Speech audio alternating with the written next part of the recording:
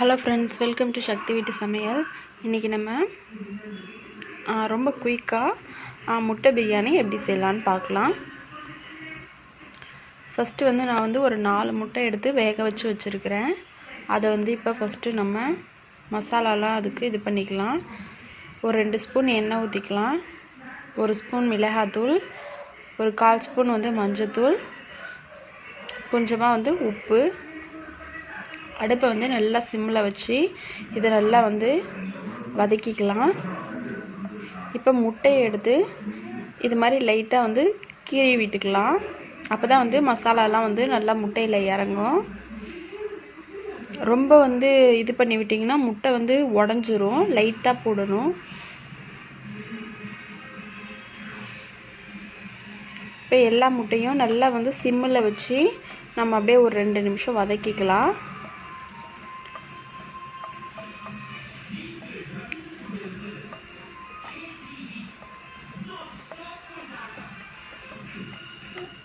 பாருங்கள், நல்லா இப்போ ரெடி ஆயிடுச்சு. இப்போ நம்ம அடுப்பு ஆஃப் பண்ணிடலாம்.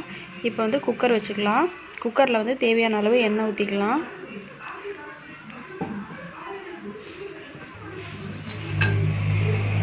இதுக்கு பட்டை, கிராம்பு இதெல்லாம் போட்டு இப்போ தாளிச்சாச்சு. ஒரு வெங்காயம் சேர்த்துக்கலாம். ஒரு 3 வெங்காயம் கட் பண்ணி வச்சுருக்கேன்.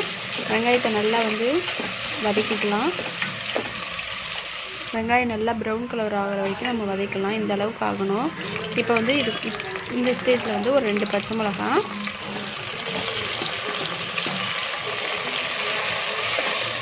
தக்காளியும் சேர்த்துக்கலாம். தக்காளி நல்லா மசிகிற வரைக்கும் நம்ம நல்லா வதக்கிக்கலாம். இப்போ பாருங்கள், தக்காளி நல்லா இந்த அளவுக்கு மசிஞ்சிருச்சு. இப்போ இஞ்சி பூண்டு பேஸ்ட்டு சேர்த்துக்கலாம். ஒரு 2 ஸ்பூன் அளவுக்கு இஞ்சி பூண்டு பேஸ்ட்டு.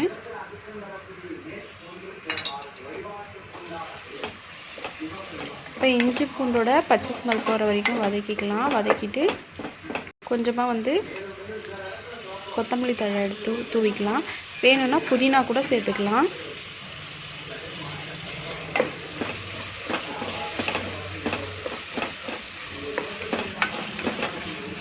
இப்போ இதை நல்லா நம்ம வதக்கிக்கலாம். இப்போ பாருங்கள், நல்லா வதங்கிடுச்சு.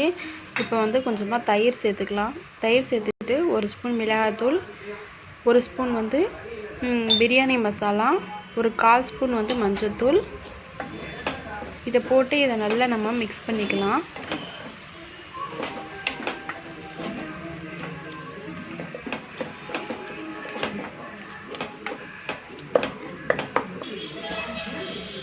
இப்போ பார்த்தீங்கன்னா இதால் நான் 1.5 கப் அரிசி எடுத்திருக்கேன். 3 கப் தண்ணி ஊற்ற போகிறேன்.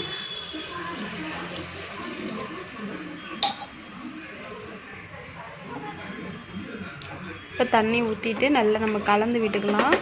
கலந்து விட்டுட்டு நல்லா கொதிக்கிட்டோம். தேவையான அளவு உப்பு சேர்த்துக்கலாம்.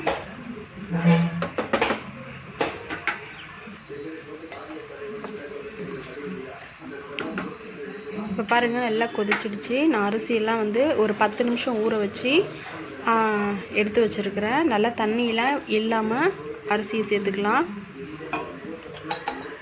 அரிசி சேர்த்துட்டு லைட்டாக மட்டும் கலந்து விட்டுக்கலாம். இந்த ஸ்டேஜில் உப்பு பார்த்துக்கோங்க. உப்பு கரெக்டாக இருக்குதான்னு பார்த்துக்கோங்க. இல்லைனா உப்பு இந்த ஸ்டேஜில் சேர்த்துக்கலாம். இப்போ பாருங்கள், தண்ணியெல்லாம் கொஞ்சமாக வற்றிடுச்சு. இப்போ நம்ம வதக்கி இந்த மசாலா வச்சுருக்க முட்டையை எடுத்து இதுக்கு சாதத்துக்கு கூட கலந்துக்கலாம். பார்த்திங்கன்னா நான் 3 விசில் வைக்க போகிறேன்.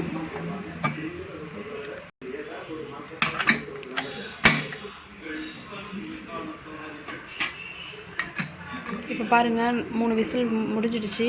ப்ரெஷர்லாம் இறங்கிடுச்சு. இப்போ நம்ம குக்கரை ஓப்பன் பண்ணி பார்க்கலாம். சாதம் கரெக்டாக அந்த தண்ணியெலாம் கரெக்டாக வச்சுன்னா சாதம் குழையாமல் இருக்கும். பாருங்கள், சூப்பராக பிரியாணி ரெடி ஆயிடுச்சு.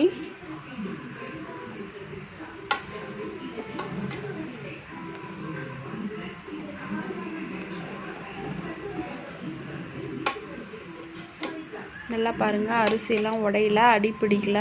நல்லா சூப்பராக பிரியாணி ரெடி ஆகிடுச்சு. வேணும்னா இதுக்கு மேலே 1 ஸ்பூன் நெய் சேர்த்துக்கோங்க. இன்னும் நல்லா டேஸ்ட்டாக இருக்கும். சூப்பராக பிரியாணி ரெடி ஆகிடுச்சு.